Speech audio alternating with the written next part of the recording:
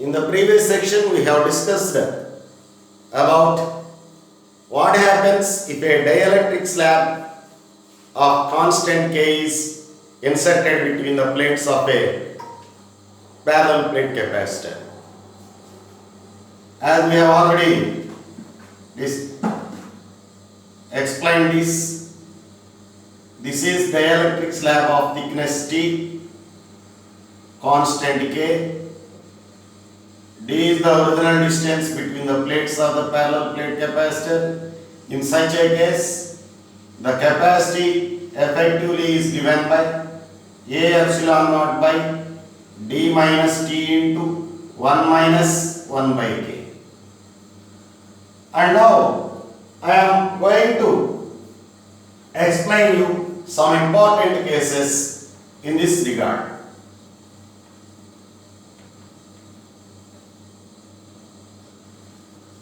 See here, if you take a capacitor, A is the area of each plate and D is the separation between the plates. I have introduced two dielectric media of constant K1 and K2. Half of the distance with K1 and the remaining half of the distance with K2. Originally, if there is no medium between these two, the effective capacity C0 is equal to A epsilon naught by D. If half is introduced with K1, this part can be taken as C1. C1 is equal to K1 A epsilon naught by D by 2. And this part becomes C2. This is 2K2 A epsilon naught by D. See, in this concept, these C1 and C2 are arranged in series from this figure. So C1 and C2 are like this. What is the effective capacity?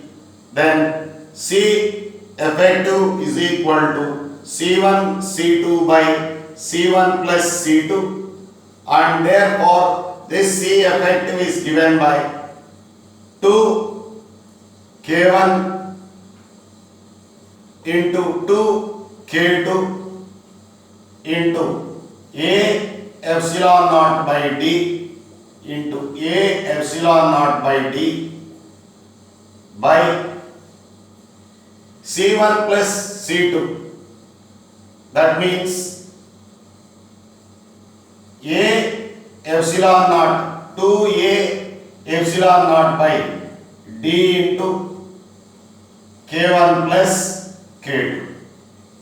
A epsilon naught by D, A epsilon naught by D cancel here, 2 cancel, so that the effective capacity is given by 2 K1 K2 by K1 plus K2 into A epsilon naught by D, where A epsilon naught by D is the capacity of the original capacitor before introducing these materials K1 and K2, so that C effective is given by 2 K1 K2 by K1 plus K2 C0.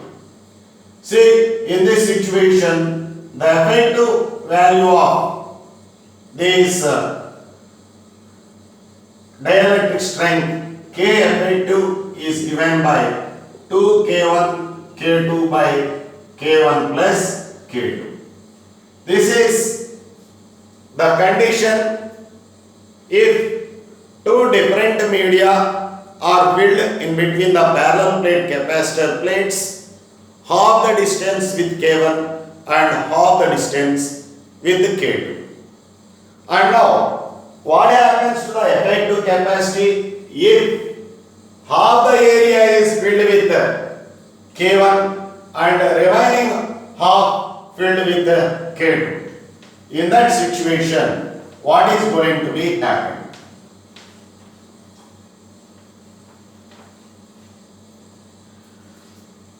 This is original capacitor whose capacity is given by A epsilon naught by D. Now I am filling half of the area with K1 and the remaining half of the area with K2. So this part becomes C1 of capacity K1 A epsilon naught by 2D. Why? Because half of the area is to be filled. So A, instead of A, you have to take A by 2. Similarly, this is of capacity C2 is equal to K2 A epsilon naught by 2D. What is the effective capacity? This combination is parallel combination of capacitors, just like this.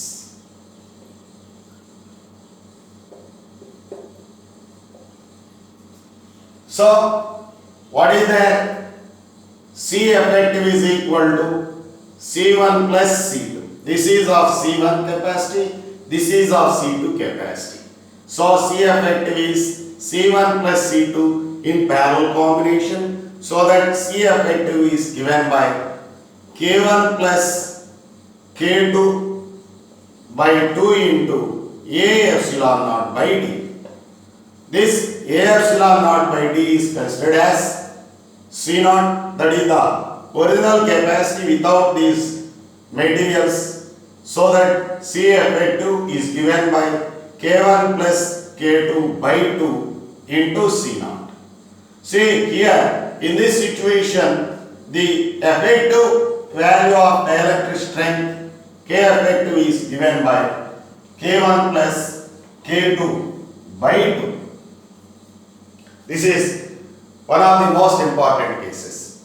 And now I am going to discuss about the energy of the parallel plate capacitor, energy stored in the capacitor.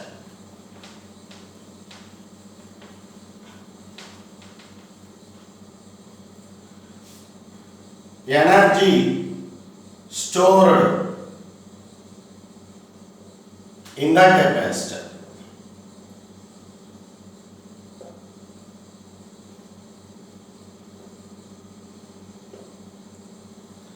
Energy stored in the capacitor.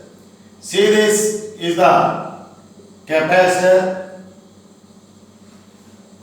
and now you are going to establish charge on this capacitor plate. That means here, if there is a charge Q on this capacitor, further you are going to give a small charge amount. As you observe carefully, if you are adding charge to it, you have to perform work. And this work is not a constant one. Why? Because as you are adding charge, the charge increases. As a result, the potential also increases. So that you are working against a variable force, so that the work done is also very small. dW is equal to V into dQ. So that this dW can also be given by what is Q? Q is nothing but V is nothing but Q by V into dQ, Q by C into dQ, where C is the capacity of the capacitor, which is a constant feature if you do not put any material in between the plates. So that what is happened there? This total work that is to be done is estimated by the process of integration. Integral of dW is equal to integral of Q by C dQ. Here C is a constant feature, that implies W is equal to 1 by C integral of Q dQ. Here this work done is stored in the form of electrostatic energy in between the plates of the capacitor, so that the energy stored in the capacitor is given by 1 by C into Q square by 2 by applying formula. So that the energy stored in the capacitor is given by Q square by 2C. If you know charge on the plate. If you are given the voltage and capacity, so that this is formula 1, the second formula U is equal to, as we have already known that Q is equal to CV, so that instead of Q square you can write C square V square by 2C, C and square are cancelled, so that W is equal to half CV square. This is another formula for energy stored in a capacitor. And the third most important one is, if you are given voltage and charge on the capacitor. See here in C I am going to substitute Q by V. So U is equal to half Q by V into V square. V and square are get cancelled. So the energy stored is given by U is equal to VQ by 2.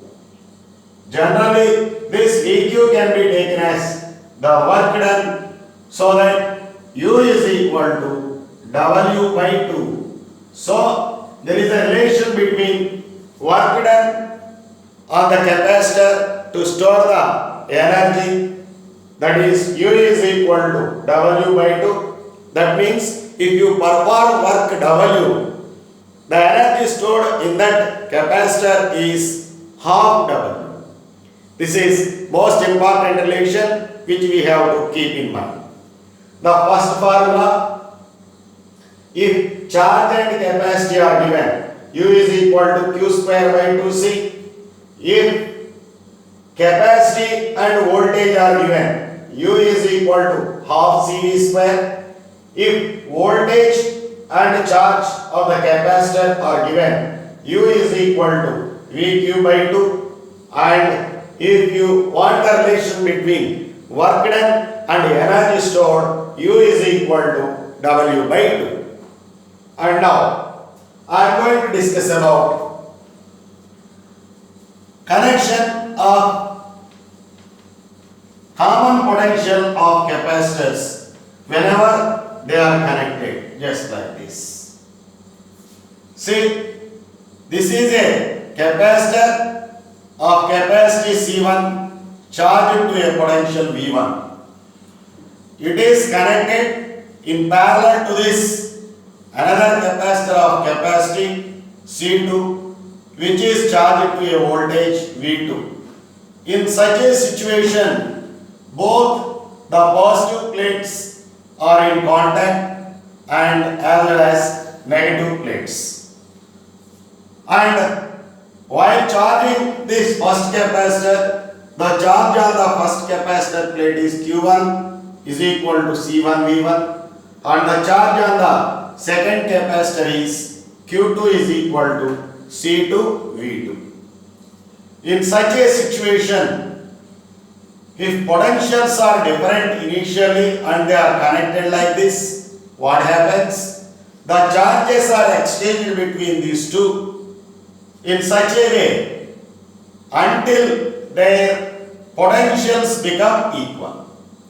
After exchanging charges, the first capacitor of capacity C1 possesses charge Q1 dash and the second capacitor possesses charge Q2 dash. But the potential of the first capacitor as well as the second capacitor now becomes same. In such a situation, this total charge becomes Q1 dash plus Q2 dash, which is equal to initial charge Q1 plus Q2. As we know that charge is conserved. No either there is no loss of charge or gain of charge. Charges are exchanged between these two. So that Q1 dash plus Q2 dash is equal to C1 plus C1 V1 plus C2 V2. Both the capacitor plates are having same charge, so that common potential of the system is given by, since these capacitors are connected, the C effective will be equal to C1 plus C2, since these two are connected in parallel. In such a condition, that Vc is equal to Q1 dash plus Q2 dash by C effective C1 plus C2. So the common potential is nothing but C1 V1 plus C2 V2 by C1 plus C2. In such a situation, sometimes in so many of problems, a charged capacitor is connected to a uncharged capacitor. That means second capacitor is not charged initially. Therefore, in that case, you have to take down the value of V2, that is to be 0. If any of the capacitors is uncharged before connection, then common potential is equal to C1 V1 by C1 plus C2 if second one is not charged. If first one is not charged, then V common can be taken as C2 V2 by C1 plus C2. This is about common potential. And here, initially, the energy in the first capacitor Ui is equal to half C1 V1 square, and initially in the second capacitor energy is half C2 V2 square. And what is the total final energy of the combination? Half C1 plus C2 into V common square. As charges are exchanged between these two capacitors, some work is being done by the capacitor. As a result, it loses some energy. What is the loss of energy? Loss of energy will always initial total energy minus final total energy. If you take this one as initial total energy and this one as U final, so delta U loss in energy, U initial minus U final.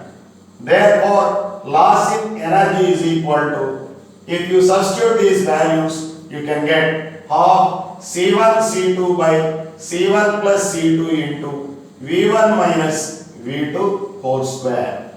This is the energy loss by the capacitor. For example, if in such condition, if positive plate of this first capacitor is connected to the negative plate of the second capacitor, in such a situation, the common potential will be estimated by V common equal to C1 V1 minus C2 V2 by C1 plus C2. In such a condition, the energy loss will be very high, and that energy loss is given by V1 minus V2 instead of that V1 plus V2 whole square. If like plates are connected just like this, plus if unlike plates are connected, minus. If like plates are connected here, minus. If unlike plates are connected here, plus. These are important cases in common potential when capacitors are connected. And now I am going to discuss about some more important cases.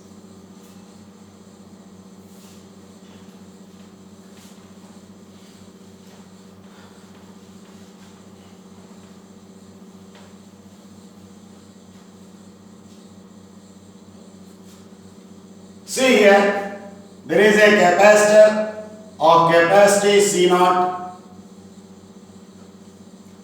It is connected to a battery of voltage V naught.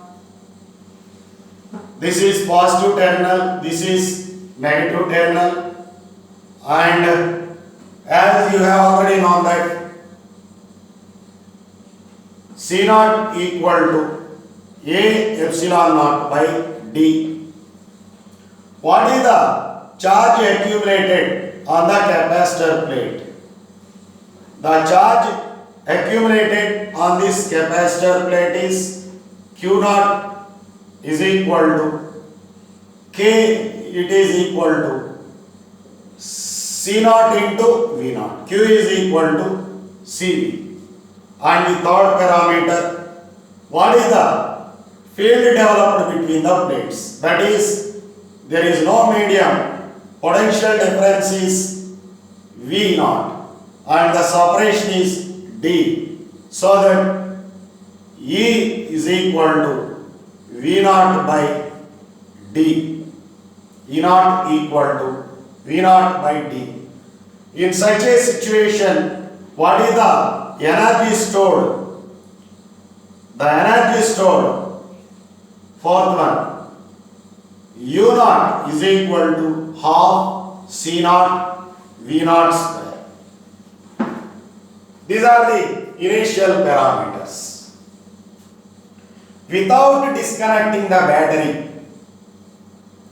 I am introducing a dielectric slab of constant K between the plates.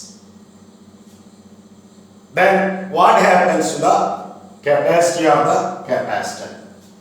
You know, if a dielectric slab is introduced between the plates, the capacity becomes Cm is equal to K C naught is equal to K A epsilon naught by D.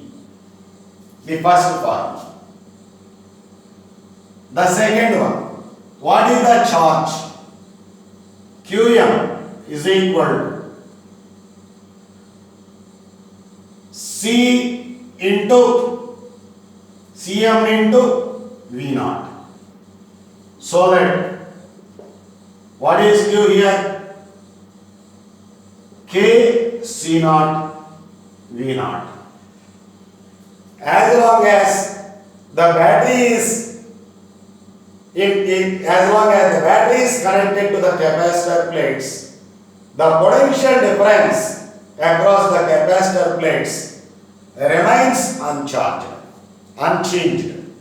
That means, in this situation, what is the field strength? This is now Em. As distance is same, V is also same, the field strength does not change. It becomes E naught only, that is V naught by D. And what about the energy stored in the capacitor? As we have already known that Um is equal to half Cm into V naught square, where Cm is K C naught. Therefore, this energy stored in the capacitor is half K C naught into V naught square is equal to K times energy stored when there is no medium between the capacitor plates. This is the condition a dielectric slab is introduced between the plates of the parallel plate capacitor without disconnecting battery. That means battery is there. In such a situation, which features are changed? Capacity is changed, charge is changed, but potential is constant, field is constant, and energy is changed. Now, I am going to discuss about introducing a dielectric slab by disconnecting battery. By disconnecting battery, what happens to these parameters?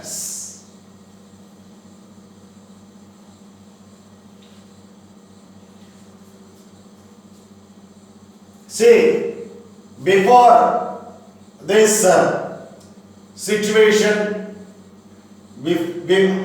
just after charging, without introducing the dielectric slab, C naught equal to A epsilon naught by D, Q naught is equal to C naught P naught, and simultaneously I am taking V naught also.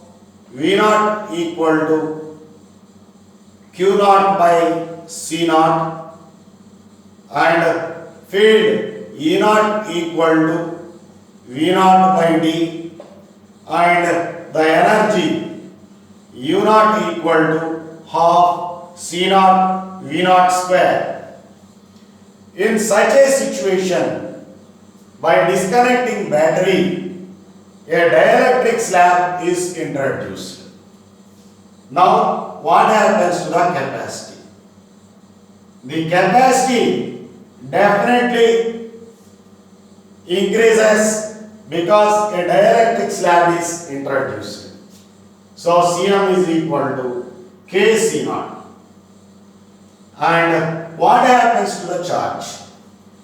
If you disconnect the battery, whatever the charge before disconnecting the battery is held on this capacitor plates, the charge remains unchanged. Then Qm becomes Qm Q naught only. What is that? C naught V naught. And now I am going to the potential difference between the plates. Vm is equal to Qm by Cm. What is Qm? It is nothing but C naught V naught by what is Cm? K naught Kc naught. C naught get cancelled. So the potential becomes V naught by K. Potential decreases by K times in this situation. Battery is disconnected. Then potential changes. When the potential changes, though the separation is same, what happens to the field? Em is equal to Vm by K, that is V naught, Vm by D, V naught by K into D, that is E naught by K. The field strength becomes E naught by K. Then what happens to the energy inside that? Fifth formula. Um is equal to half Cm into Vm square, that is half Cm is Kc naught and Vm is V naught square by K square. Here K and square are cancelled. Half C naught V naught square is U naught by K. So the energy in the capacitor decreases by K times, field decreases by K times, potential difference decreases by K times, and the capacity increases by K times, whereas charge remains unchanged. Why? Because as battery is disconnected, there is no further charge increased on the capacitor plate. This is very important concept, introducing a dielectric slab with and without disconnecting battery after charging. And now I am going to give you some more important cases just like this. See, there is a liquid drop, spherical liquid drop. It is used as a given a charge. Let the charge on the liquid drop is Q naught is equal to Q naught. As a result, it acquires a potential V naught is equal to 1 by 4 pi epsilon naught Q naught by R, where capital R is the radius of the drop, and as this one is holding charge, it is used as a capacitor, and the capacity of the capacitor is C naught. It's a spherical capacitor, 4 pi epsilon naught R, and the fourth, the electric field E naught is equal to 1 by 4 pi epsilon naught Q naught by R square, and the energy stored in the capacitor U naught is equal to half C naught V naught square, half C naught is 4 pi epsilon naught R, and V naught square is 1 by 4 pi epsilon naught into Q naught by R naught whole square, R whole square. Here half into this 1 by 4 pi epsilon naught here comes 2 times. We can take it as 1 4 pi epsilon naught will be cancelled. 1 by 4 pi epsilon naught. Here R is cancelled, but there left R there. Here Q naught square by R.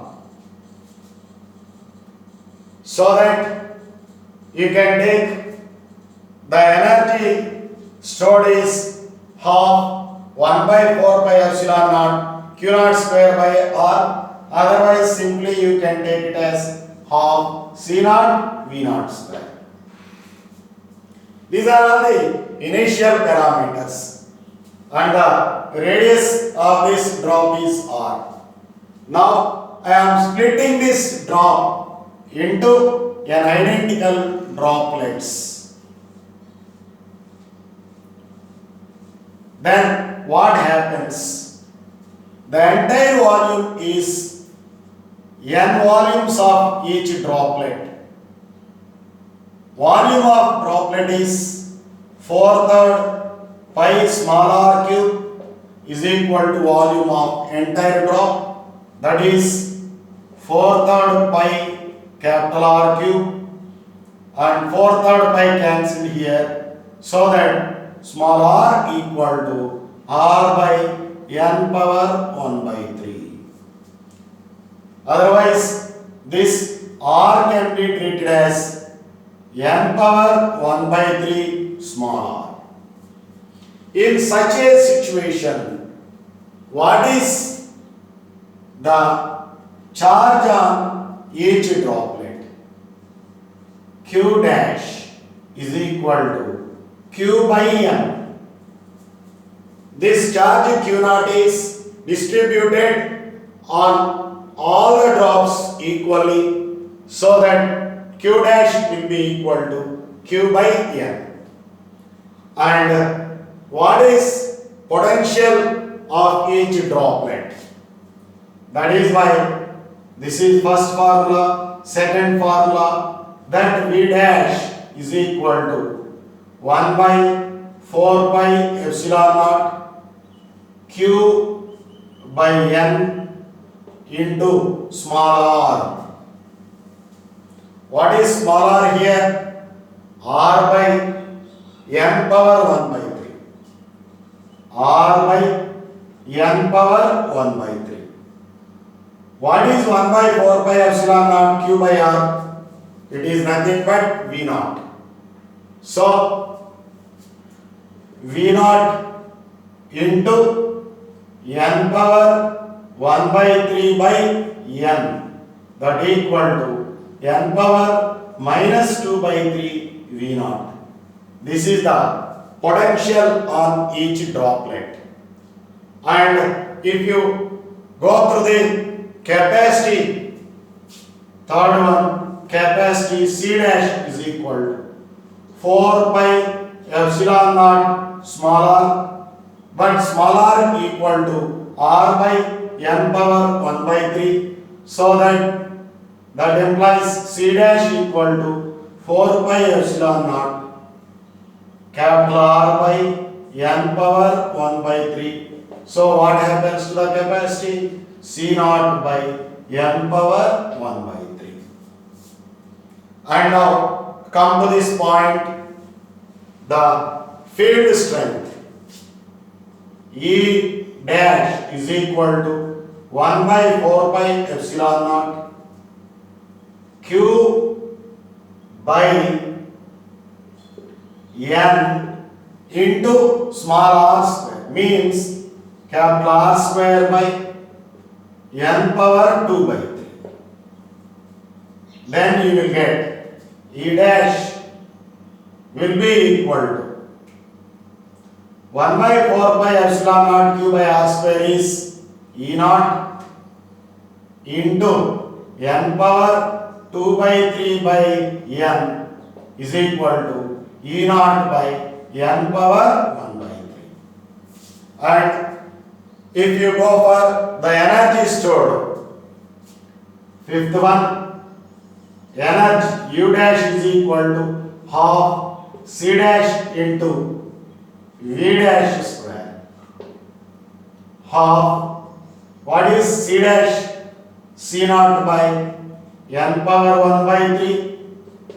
What is V dash? N power minus 4 by 3 V naught square. Half C naught V naught square is U naught into n power minus 4 by 3 minus 1 by 3, that is equal to n power minus 5 by 3 U naught. In this way, the parameters changes. If an identical droplets are collide, that means coalesced to form a big drop just like this, these parameters are quite changed. These powers of n are reciprocated. And later I will go through some important problems and applications. Thank you.